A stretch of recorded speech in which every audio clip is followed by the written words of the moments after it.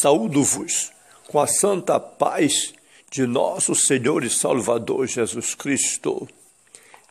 Lições da Bíblia com o pastor Sócrates Penafort Fadu, ex-aluno da Faculdade Teológica das Assembleias de Deus em Pindamonhangaba, São Paulo, secretário de Missões e professor da Escola Bíblica na Igreja Evangélica Assembleia de Deus, CEMEADAP, na cidade de Tartarugalzinho, no estado do Amapá, na região norte da República Federativa do Brasil, sob os cuidados pastorais do reverendo Josias Dias Fonseca. Lição de número 3. A mordomia da alma e do espírito. Lemos em 1 Tessalonicenses, capítulo 5 e versículo 23. E o mesmo Deus de paz vos santifique em tudo, e todo o vosso espírito e alma e corpo sejam plenamente conservados, irrepreensíveis para a vinda de nosso Senhor Jesus Cristo. Ao lado do corpo, a alma e o espírito devem estar preparados para a vinda do Senhor Jesus Cristo. A mordomia da alma e do espírito é imprescindível compreender que mordomia é o ato ou a arte de administrar, e mordomo é aquele que administra, é o administrador. Portanto, a alma e o espírito estão sob a administração de cada um de nós. Logo, precisamos ter equidade na condução dessa alma e desse corpo para a glória de Deus. Em Gálatas, capítulo 5, versículo 16 a 22 e 25, lemos: Digo, porém, andai em espírito e não cumprireis a concupiscência da carne, porque a carne cobiça contra o espírito, e o espírito contra a carne, e estes opõem-se um ao outro, para que não façais o que quereis. Mas, se sois guiados pelo Espírito, não estáis debaixo da lei, porque as obras da carne são manifestadas, as quais são prostituição, impureza, lascívia, idolatria, feitiçarias, inimizades, porfias, emulações, iras, pelejas, dissensões, heresias, invejas, homicídios, bebedices, lutonarias e coisas semelhantes a estas, acerca das quais vos declaro, como já antes vos disse, que os que cometem tais coisas não herdarão o reino de Deus. Mas o fruto do Espírito é amor, gozo, paz, longanimidade, benignidade, bondade, fé, mansidão, temperança. Se vivemos no Espírito, andemos também no Espírito. Em Romanos, capítulo 5, versículo 12, percebemos que o pecado atingiu todos os homens.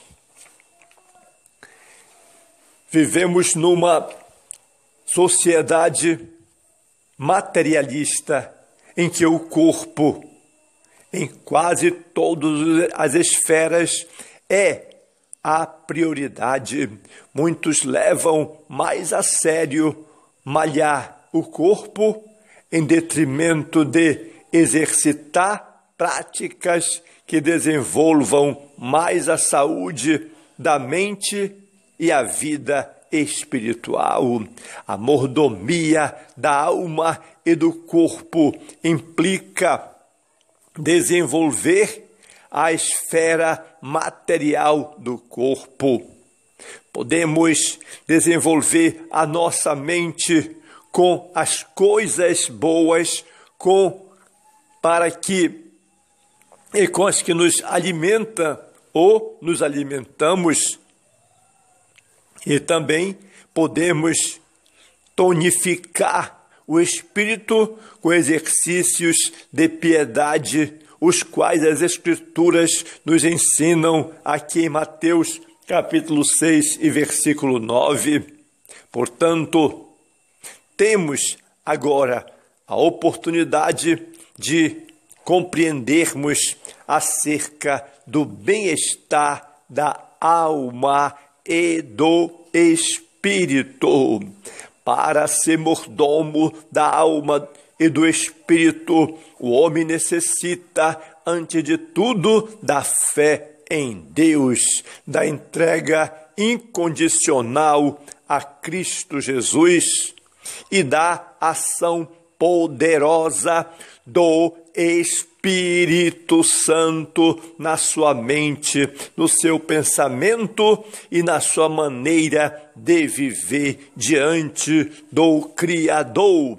Para isso é preciso ser nova criatura.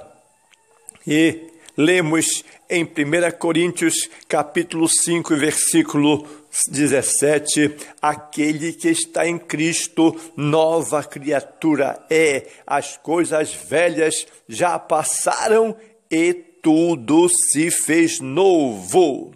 Assim, além de conservar o corpo, precisamos conservar a alma e o espírito. Precisamos conservá-los para a glória de Deus e para o nosso bem-estar. Conceituando alma e espírito, o significado da alma. No Antigo Testamento, a palavra alma é nefesh.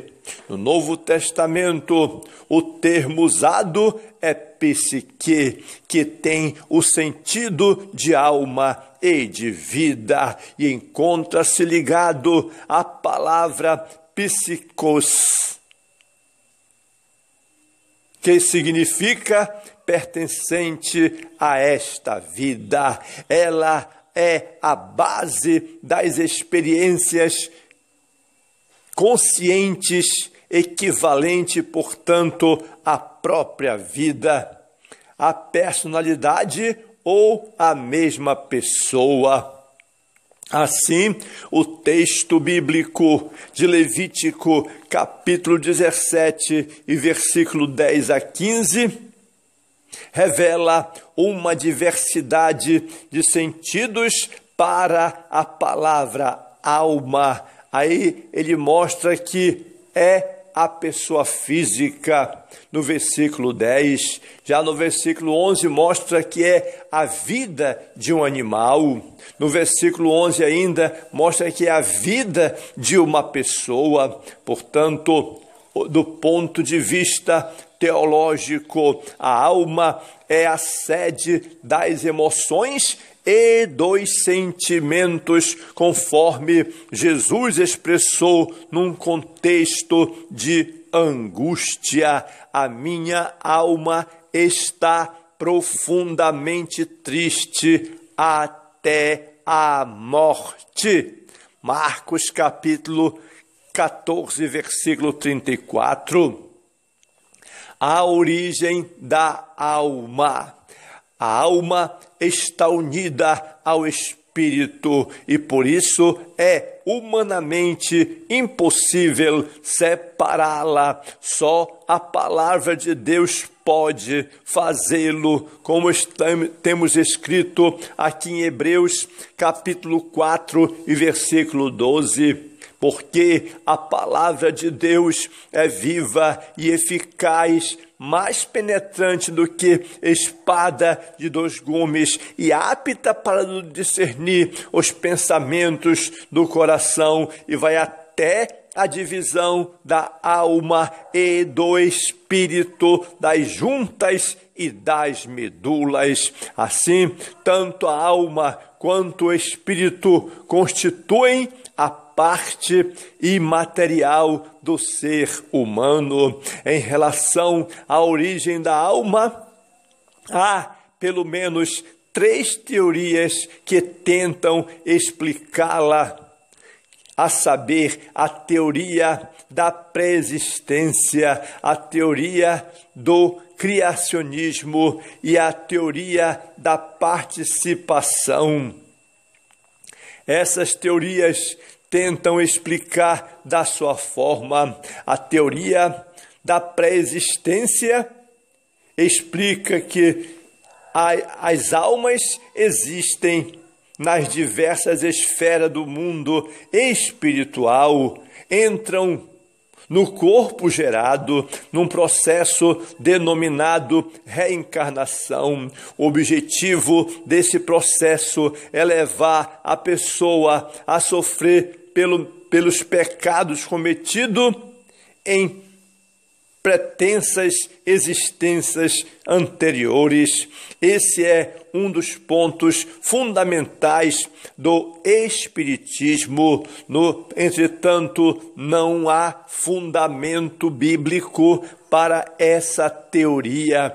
Cai por terra diante da palavra de Deus, porque a Bíblia revela que o pecado original passou a todos os homens, conforme está provado aqui em Romanos capítulo 5 e versículo 12, e que vigora até os dias atuais, pois não há homem que não peque, conforme temos aqui em Eclesiastes capítulo 7 e versículo 20. Porém, o sangue de Cristo purifica o pecador, conforme temos aqui em 1 João capítulo 1 e versículo 7, que prova que o sangue de Jesus Cristo nos purifica de todo pecado quando este se arrepende e confessa o seu pecado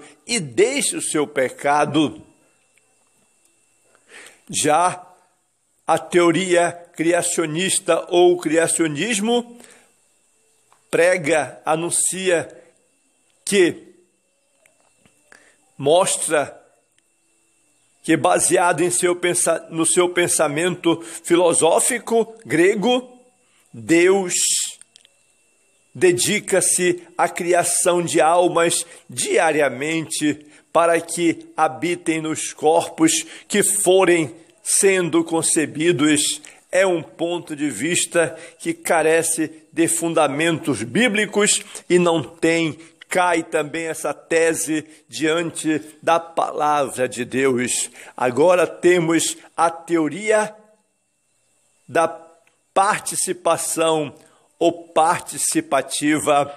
Essa teoria expressa que Deus dá vida a toda pessoa gerada de acordo com as leis da reprodução biológica geradas por Ele. Assim, homem e mulher geram um novo ser com a cooperação divina.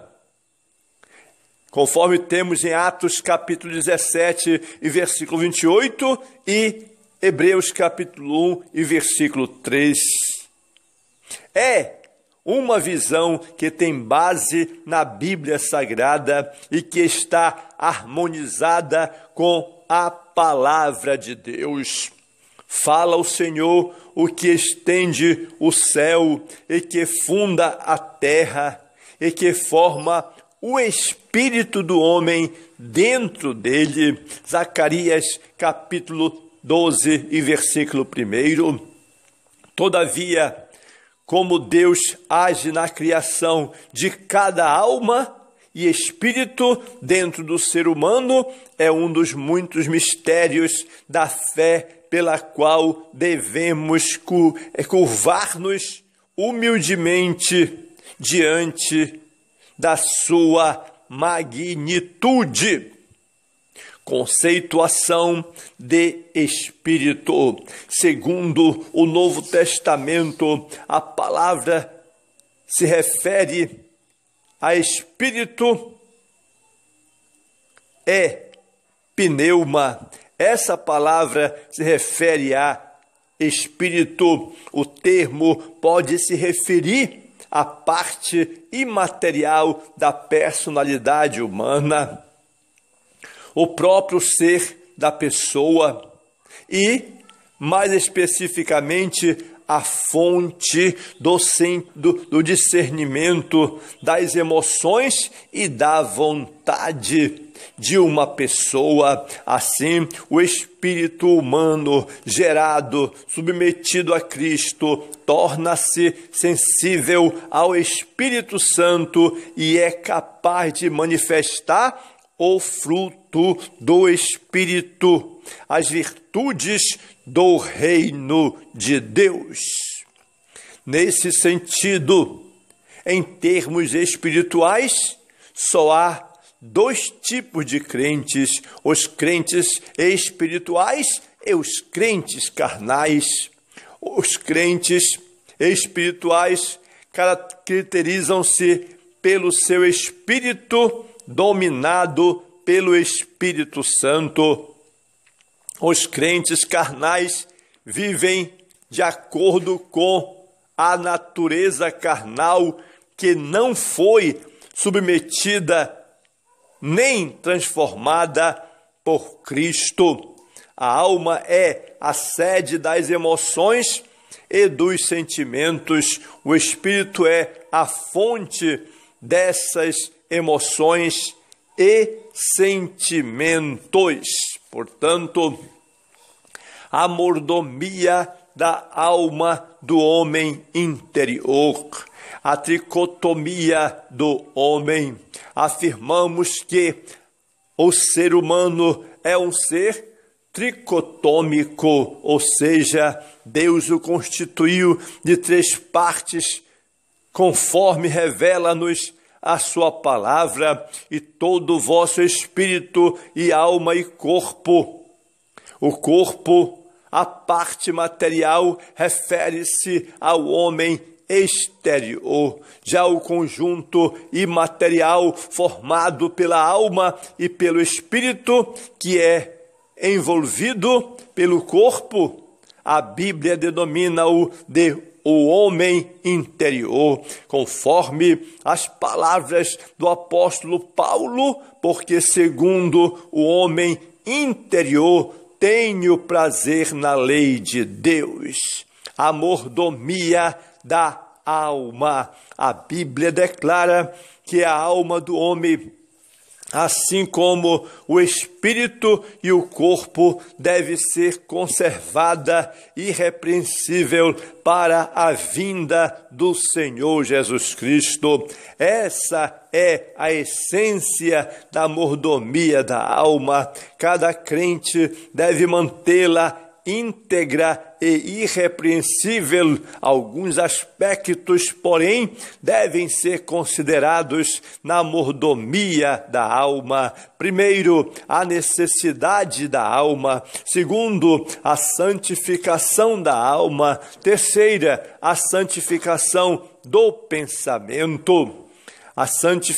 A necessidade da alma mostra que essa necessidade inclui a emoção e pode ser satisfeita no relacionamento com Deus. A alma precisa de refrigério espiritual da presença divina. No Salmo 42, o salmista expressa sinceramente a necessidade de sua alma, como o cervo brama pelas correntes das águas, assim suspira a minha alma por ti, ó Deus. A minha alma tem sede de Deus, do Deus vivo. Quanta necessidade a alma tem por Deus! A Bíblia revela que o Espírito Santo preenche essa necessidade e produz em nós o fruto do Espírito. A santificação da alma é uma necessidade da alma, o viver santo, sem a qual ninguém verá a Deus. O ser humano é salvo pela graça de Deus, e isso é dom divino, mas ele precisa também arrepender-se de seus pecados, confessar Cristo como Senhor e santificar-se integralmente em Deus, conforme o apóstolo Paulo ensina. Abstende-vos de toda aparência do mal, e o mesmo Deus de paz vos santifique em tudo, e todo o vosso espírito e alma e corpo sejam plenamente habitados, conservados para a vinda de nosso Senhor e Salvador Jesus Cristo. Portanto, é preciso glorificar e exaltar o nome do Senhor nosso Deus, porque o nosso Deus, a sua palavra é viva e eficaz, mais penetrante do que espada de dois gumes. A santificação do pensamento. Vimos que a alma é a sede das emoções, dos sentimentos e dos pensamentos. Logo, sua mordomia deve zelar por tudo o que preenche o pensamento do crente, conforme ensina o apóstolo Paulo. Nesse contexto, devemos atender e atentar para a advertência de Jesus em relação ao coração do homem, isto é, sua interioridade, porque do coração procedem os maus pensamentos, mortes, adultérios, prostituição, furtos, falsos testemunhos e blasfêmia. Portanto, não podemos pensar só no que a não fazer, mas também no que não pensar. Toda ação ou reação humana precede o pensamento, o sentimento e a emoção. O homem é um ser tricotômico, isto é, constituído de corpo, alma e espírito, e a mordomia da alma envolve necessidades e satisfação dos pensamentos.